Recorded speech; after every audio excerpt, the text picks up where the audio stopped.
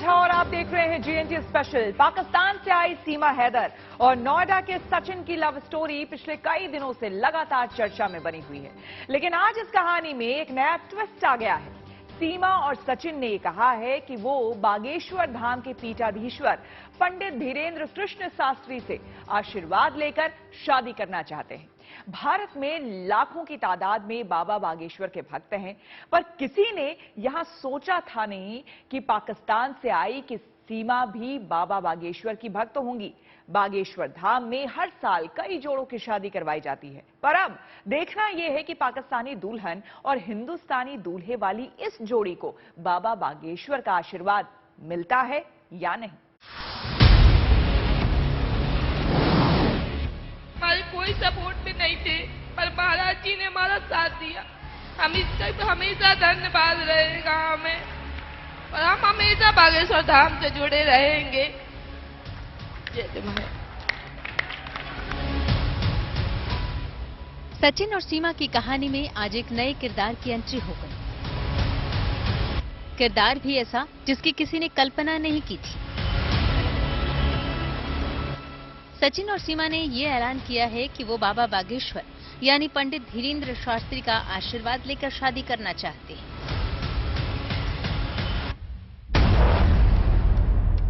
अभी ज्यादा दिन नहीं हुए जब पाकिस्तान की सीमा हैदर सारे बंधन तोड़कर हिंदुस्तान चली आईं, वो भी बेरोक टोक। न किसी ने रोका, न पूछताछ की। सीमा आई और चुपचाप सचिन के साथ यूपी के एक छोटे से गांव में अपनी गृहस्थी बसाई। मामले का खुलासा हुआ तो सीमा ने ऐलान किया कि सचिन के साथ नेपाल में ही उसकी शादी हो चुकी है और शादी से पहले ही उसने हिंदू धर्म स्वीकार भी कर लिया है। इसके बाद मानो सवालों का तूफान सा उठ गया, लेकिन सीमा ने भी दावों और जवाबों की झड़ी लगा दी। लेकिन अब सीमा और सचिन ने अपने इस ऐलान से एक बार फिर दुनिया को चौंका दिया है। ऐलान कि वो एक बार फिर शादी करेंगे और वो भी पूरे रीति रिवाज के साथ, और ये शादी बाबा बागेश्वर के आशीर्वाद से होगी। यानी सीमा और सचिन पंडित धीरेन्द्र शास्त्री का आशीर्वाद लेकर 7 फेरे लेना चाहते हैं। सीमा हैदर जब से भारत पहुंची हैं, वो हिंदू महिलाओं की तरह धार्मिक रीति रिवाजों का पालन करती नजर आ रही हैं, चाहे वो पूजा पाठ भजन की बात हो या फिर तुलसी में अर्घ्यदान देना हो। यहाँ तक कि हर इंटरव्यू में भी सीमा साड़ी पहने और सिंदूर के साथ नजर आई है। अब बाबा बागेश्वर के आशीर्वाद से शादी करने की बात कहकर सीमा ने कहानी में नया ट्विस्ट ला दिया है। धनवान बहुत होते हैं। वैसे तो पंडित धीरेन्द्र शास्त्री अपने भक्तों को शादी और सुखी गृहस्थ जीवन का आशीर्वाद देते अक्सर दिख जाते हैं। वे खुद अपने धाम में हर साल गरीब कन्याओं के सामूहिक विवाह सम्मेलन का आयोजन भी करते हैं। ऐसे में ये देखना दिलचस्प होगा कि बाबा बागेश्वर हिंदुस्तानी दूल्हे और पाकिस्तानी दुल्हन वाले इस जोड़े को अपना आशीर्वाद देते हैं या नहीं। ग्रेटर नोएडा से अरुण त्यागी के साथ bureau report, good news today. Seema Haider की लव स्टोरी के साथ ही ये सवाल भी फिलहाल सबकी जुबान पर है कि सीमा का पाकिस्तान से हिंदुस्तान आना क्या वाकई किसी साजिश का हिस्सा है? अगर साजिश है तो किसकी? जब से ये खबर सामने आई है, तमाम सवाल खड़े हो गए हैं, जिन्हें लेकर जांच एजेंसी एक्शन में है। अब सीमा हैदर के केस की जांच के लिए यूपी एटीएस ने कमर कस ली है। उसकी एक यूनिट को तैनात कर दिया गया है। यूपी एटीएस की नोएडा यूनिट के साथ मुख्यालय की टीम मिलकर अब इस मामले की जांच करेगी।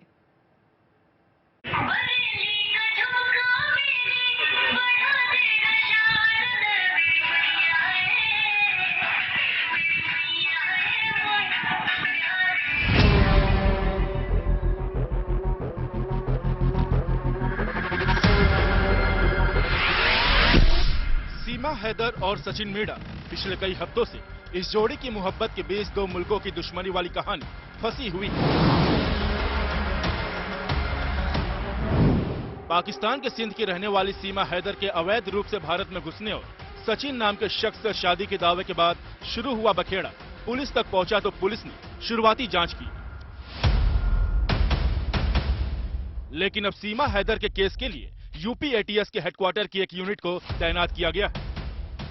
यूपी एटीएस की नोएडा यूनिट के साथ मुख्यालय की टीम मिलकर सीमा हैदर के पूरे मामले की जांच करेगी। ऑनलाइन गेमिंग ऐप PUBG के जरिए शुरू हुई सीमा हैदर और सचिन की कहानी अब यूपी एटीएस के जांच के दायरे में आ गई है। नोएडा पुलिस ने अब तक की जांच के बाद कहा कि इस मामले में एक सेंट्रल स्पेशलाइज्ड एजेंसी की जरूरत है जो ये खंगाल सके कि सीमा हैदर पाकिस्तान से दुबई, दुबई से नेपाल और नेपाल से हिंदुस्तान आखिर आई तो कैसे आई।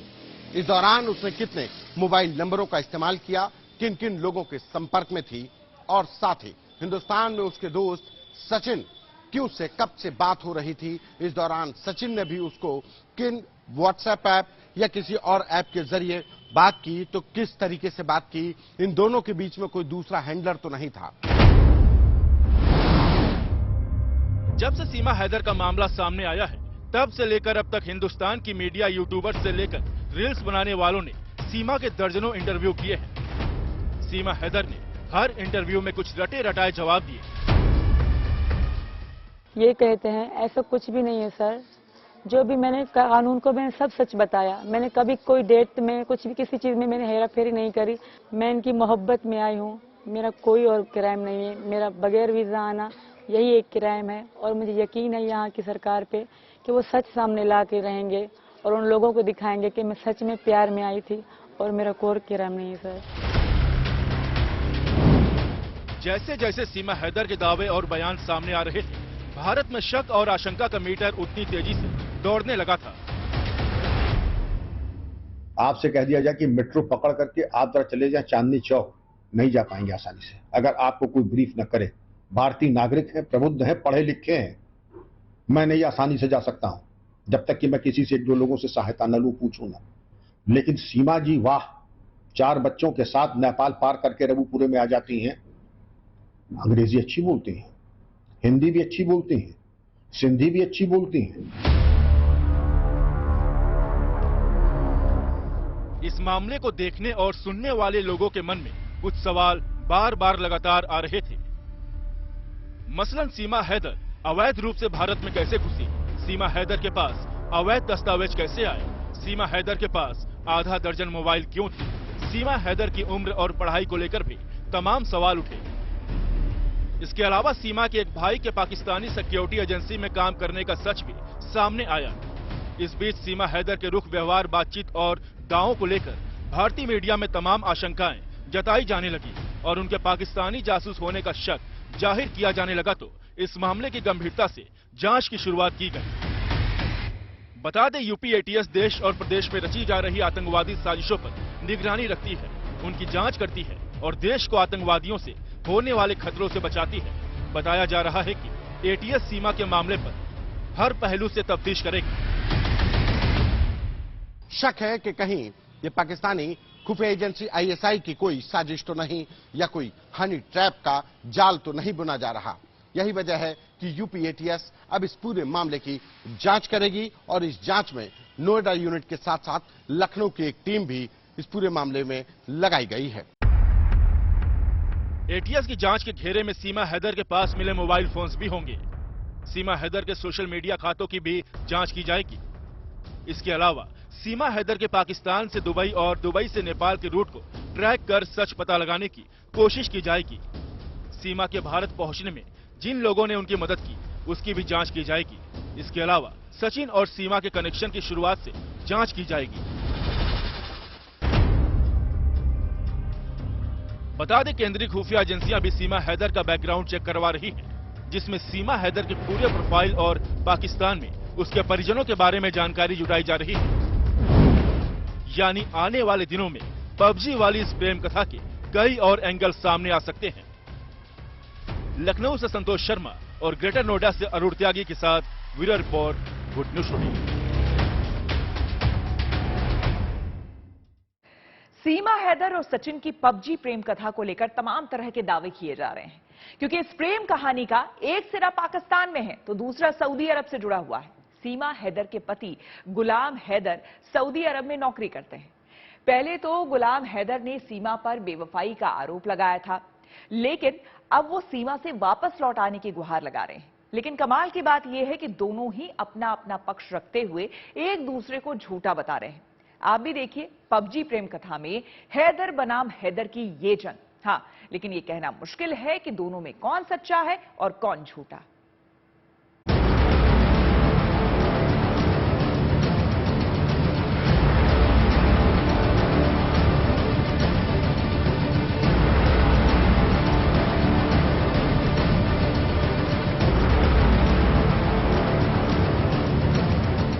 नोएडा के रबुपुरा में सचिन मीणा के घर सीमा हैदर खुश है।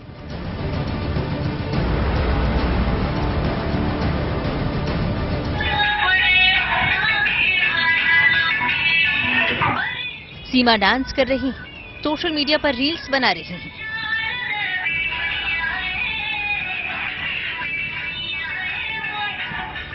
दो अलग अलग देशों में रहकर शुरू हुई सीमा हैदर और सचिन मीणा की पबजी प्रेम कथा का प्लॉट इस वक्त भारत में शिफ्ट हो चुका है, लेकिन इस कहानी का एक तीसरा कोण भी है जो दुबई से जुड़ा है। सीमा और सचिन की मोहब्बत की ये कहानी जैसे ही सुर्खियों में आई तो सीमा का पाकिस्तानी पति गुलाम हैदर भी सामने आ गया। इधर सचिन और सीमा की प्रेम कहानी परवान चढ़ रही है और उधर गुलाम हैदर बार बार अपनी कहानी लेकर सामने आ जाते हैं। इन दोनों कहानियों के किरदार भले ही एक हों, लेकिन इनकी बातें सुनकर ये यकीन करना मुश्किल है कि ये एक ही समय में, एक ही मुल्क में, एक साथ जी गई दो जिंदगियों की दास्तां हैं। सिर्फ साजिश चल रहे हैं, वो मुझे रखने वाले नहीं हैं, क्योंकि वो मेरे साथ पहले से सही नहीं थे। मैं उनको अपना पति मानती ही नहीं हूँ। वो इस बात से इनकार कर रहे हैं, वो हर बात से इनकार कर रहे हैं। मैं उनसे हर तरह की रिक्वेस्ट करती हूँ, अगर सर मैं पाकिस्तान चली भी गई ना तो मैं हैदर के पास नहीं जाऊंगी। शाम को अपने घर बच्चों के साथ हमारे कोई भी मसले मसाइल ना ऐसे झगड़े कुछ भी नहीं थे, हम अपनी जिंदगी में खुश थे, बहुत अच्छे। ठीक इसी तरह सीमा हैदर और गुलाम हैदर के दावों में पहले दिन से ही फर्क था, क्योंकि दोनों इस लव और हेट स्टोरी के दो सिरों पर खड़े थे। सीमा अपने अब्बू के साथ उधर ही मेरे ही घर पे रह रहा था। वो दिन को रक्षा चलाता था, रात को मेरे बच्चों के साथ होता था। कुल बात होती थी, एक दिन में 2 दफा 3 दफा, अगर मेरा नेट बंद जाए या पैकेज खत्म होता था, लोकल बात होती थी। मेरे पापा थे, उनकी डेथ के बाद मेरा कोई भी पीछे नहीं था। 2 बहनें हैं, 1 भैया है, वो अपनी जिंदगी में खुश रहेंगे सर, कोई किसी को नहीं पूछता। हैदर के पापा, हैदर के परिवार ने कभी मेरे साथ रब्ता करने की कोशिश भी नहीं करी। मेरे पापा की डेथ पे भी वो नहीं आए, तो वो कैसे कह सकते हैं। एक हैदर जो मेरे साथ लड़ते थे तो मेरे पापा ही थे जो मेरे बीच में आते थे, अब वो भी नहीं थे तो मैं किसके लिए रहती सर। सारी जिंदगी यही जिल्लत मेरे बच्चे देखते थे, हमारी लड़ाई होती थी। सीमा अपना सच बता रही है, गुलाम हैदर अपने सच का दावा कर रहा है। अब गुलाम हैदर ने एक यूट्यूबर को दिए ताजा इंटरव्यू में कई और खुलासे किए हैं। जवाब सीमा के दावों से मेल नहीं खाते। शुरू से लेके हम बहुत लड़ते थे, बहुत मारपीट होती थी हम दोनों में, ये वहाँ के मोहल्ले वाले बता सकते हैं। और ये हैदर से भी कोई पूछ ले कि आपने कभी इसको पत्नी को मारा नहीं, कि कभी आपने इसके, ऐसा हुआ कई बार उसने मेरे मुंह में मिर्चें फेंक दी। ईद के ही दिन थे, मेरी दूसरी लड़की पैदा हुई थी, तब की बात है। तो बहुत लड़ाई होती थी हम दोनों में। कई बार मेरे पापा बीच में आए, 1 महीना मैंने तब भी मैंने तलाक लेना चाह रही थी। पापा घर 1 महीना रही, फिर मेरी बड़ी बहन ने नहीं लेने दी, लड़ाई करी मुझसे और मुझे पापा घर से जाने को कहा, तो मैं चली आई गुस्से में। हमारे सीमा से बहुत अच्छे ताल्लुकात थे, वो मेरी बीवी है, मैं इसको क्यों मारूंगा। 3 सालों से मैं मेहनत मजदूरी करके बच्चों के लिए पैसा जब भेज रहा था, कि क्यों भेज रहा था कि मेरे बच्चे हैं, मेरा घर वाली है, अच्छा खा सकें और अच्छा पहन सकें। आप उनके बच्चों को देखो तो कि 1 KG 1 में पढ़ रहा था, एक KG 2 में पढ़ रहा था, और छोटी बेटी है फरी, वो भी मेरा पढ़ रहा था। मैं ये जो है ना बिल्कुल प्रोपगेंडा चल रहा है, इस बात में कोई सदाकत नहीं है। मैं बाहर आया बच्चों के लिए, मेहनत मजदूरी कर, एक गैरतमंद बाप क्या हो सकता है कि गरीब था तभी भी मैंने मुल्क छोड़ा और मेहनत किया, मजदूरी किया ताकि मेरा बच्चे अच्छा खा सकें और अच्छा पहन सकें। गुलाम हैदर बार बार दावा कर रहा है कि सीमा हैदर झूठ बोल रही है। गुलाम सीमा के हर दावे को झूठा बता रही है। गुलाम कहते हैं कि सीमा पाकिस्तान में रहते बेहद धार्मिक थी, जबकि सीमा की कहानी कुछ और ही बताती है। मजहब से दिलचस्पी थी और नमाज रोज़ा और जो ये सबील वगैरह जो होता है 10 मुहर्रम में बिल्कुल ये पक्का जाता था, और इमाम बारगाह में भी जाता था। ये वो नमाज पढ़ती थी रमजान शरीफ में और अफ्तारी करवाती थी और सबील वगैरह हर चीज उसका दिलचस्पी था सर। मेरी रूह यहाँ ही थी समझे, क्योंकि मैं करवा चौथ भी मनाती थी, नवरात्रि भी मनाती थी, होली भी इनके साथ मनाती, क्योंकि वहाँ होली नहीं मनाई जाती, मैंने कभी नहीं देखी, तो ये दिखाते थे। तो मैंने वहाँ भी साड़ी पहनी है, कई बार इनके लिए करवा चौथ रखे थे, मैंने 2 रखे थे। तो ऐसा नहीं कि मैं यहाँ आके बदली हूँ सर, मैं पाकिस्तान में बदली हुई थी। अपने चारों बच्चों को लेकर भी सीमा और हैदर की कहानियां एक दूसरे से बिल्कुल जुदा हैं। फिर अचानक मैंने एक भारतीय मीडिया से एक खबर देखी तो बच्चे मेरे भारत पुलिस कस्टडी में है, मेरे पैरों से जमीन निकल गया। बच्चे किधर गए, कहाँ गए, कैसे गए। हैदर के पहले भी 2 बच्चे हैं, उनको कभी हैदर ने पूछा तक नहीं। पहली पत्नी ने इनसे तलाक ली, तो उनके लिए इस तरह क्यों नहीं मसले खड़े करे। वो पहली पत्नी ने दूसरी शादी कर रखी है, तो उसके लिए वो सवाल क्यों नहीं खड़े कर रहे। पहली पत्नी को अपने बच्चे दे दिए थे इन्होंने, तो उस पत्नी ने खुद इसको कहा कि मैं नहीं पालूंगी, तुम खुद पालो। तो उसके लिए क्यों नहीं कहा गया, अब मेरे लिए क्यों? इसी तरह सीमा कहती हैं कि वो 5वीं पास हैं, थोड़ी बहुत पढ़ी लिखी हैं, अंग्रेजी सीखने का शौक था सो थोड़ी बहुत अंग्रेजी भी जानती हैं। लेकिन इस पर गुलाम हैदर का क्या कहना है, जरा ये भी सुन लीजिए। मेरे हिसाब से तो 5वीं पास नहीं है जो बता रहे हैं। ये क्लास में या स्कूल में तो एक दिन भी नहीं गया। ये गांव में कह रहे हैं कि भुट्टो के दौर में कोई घर पे पढ़ाने के लिए आते थे, फिर यहाँ 1 दर्जा या 2 दर्जा या शायद 3 दर्जा भी हो सके पढ़ा हुआ है, पर मुझे नहीं लग रहा है तो ये लिखा पढ़ा है। बिल्कुल भी ये कहीं भी घर से बाहर पढ़ने के लिए नहीं। गुलाम हैदर की ओर से उठाए गए सवाल के सच का पता लगाना भी जरूरी है, इसलिए अब सीमा हैदर की लव स्टोरी के पीछे एटीएस का एक्शन शुरू हो चुका है। हालांकि इस बीच सचिन मीणा के परिवार वालों की ओर से सीमा हैदर की जान को खतरे की आशंका भी जताई गई थी, जिसकी जानकारी यूपी पुलिस को दी जा चुकी थी। शुक्रवार से ही सचिन के घर वालों ने अपनी तरफ से एहतियात बरतनी शुरू कर दी है। अब जो भी मिलने आ रहा है उससे उसके पहचान पत्र मांगे जा रहे हैं। लोकल पुलिस भी घर के अंदर और बाहर मौजूद है। यूपी पुलिस सूत्रों के मुताबिक सीमा और सचिन के घर वालों पर लगातार उनकी नजर है और अगर जरूरत पड़ी तो वो उन्हें सुरक्षा भी मुहैया कराएगी। सीमा हैदर का पाकिस्तानी पति गुलाम हैदर अब भी सीमा से अपील कर रहा है कि वो लौट आए और बच्चों के साथ वो उन्हें सऊदी अरब में ही रखेगा। लेकिन सीमा कहती हैं कि वो पाकिस्तान लौटी तो जिंदा नहीं बचेंगी।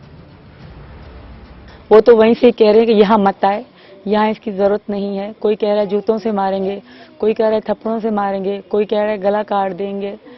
तो वो मुझे कह रहे हैं कि मैं हिंदुस्तानी हूँ, हिंदुस्तानी मुझे कह रहे हैं मैं पाकिस्तानी हूँ। अब मुझे भी पता नहीं कि मेरे साथ क्या होगा।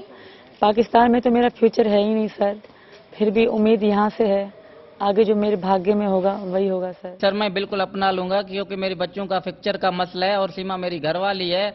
अगर मसाल जहाँ मोहब्बत भी होता है, झगड़े भी होते हैं, अगर मैंने उसको तलाक दिया होता तो मैं इतना इशू क्यों उठाता, अपने सर पे हर बात क्यों उठाता कि बिल्कुल वो मेरी घरवाली है, अब मेरे निकाह में है, सीमा को कोई तलाक नहीं दिया। सीमा जब मैं जीता जागता एक सबूत कह रहा हूँ कि सीमा तू आ, मैं तेरा शोहर हूँ, फिर कौन बोलेगा सर। सीमा हैदर भारत में अवैध रूप से घुसी है और कानूनी तौर पर वो अब भी पाकिस्तान की नागरिक है। इधर सीमा और सचिन अपनी गृहस्थी बसा रहे हैं, उधर सीमा के पाकिस्तानी पति उन्हें वापस बुला रहे हैं। उलझे रिश्तों और 2 मुल्कों के ताल्लुकात की जमीन पर लिखी गई इस कहानी का अगला मोड़ क्या होगा, फिलहाल कोई नहीं जानता। Bureau report, good news today.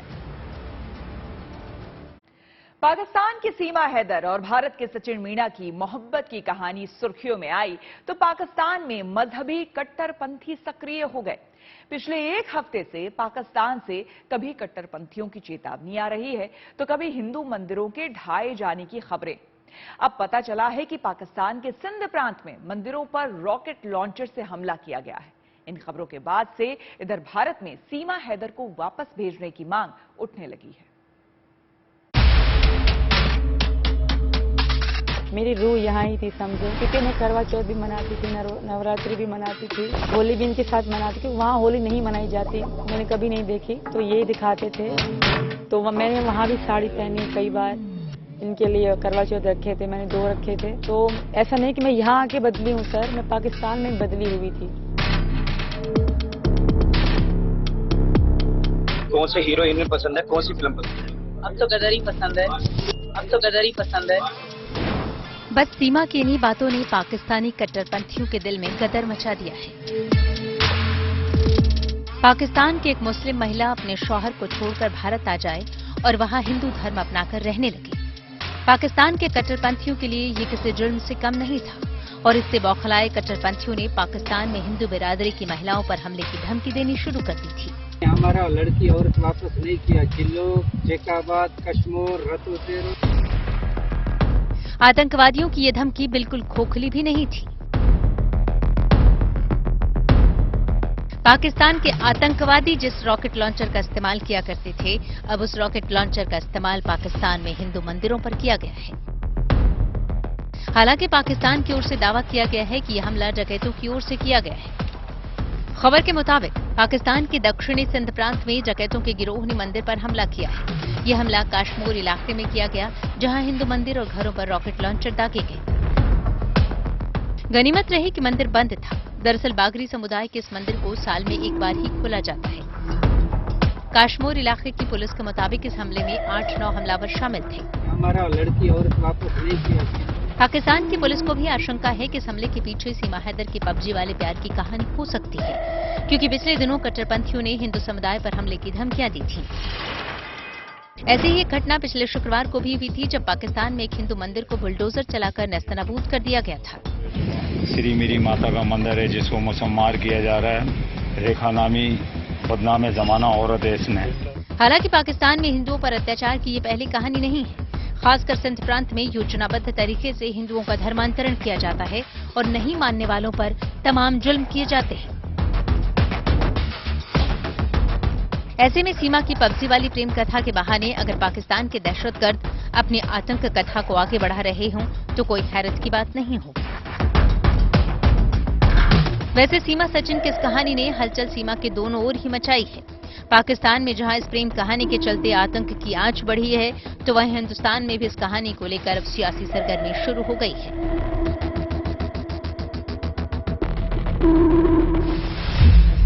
गोरक्षा हिंदू दल ने सरकार को अल्टीमेटम दिया है कि वो 72 घंटे के अंदर सीमा को देश से बाहर निकाले।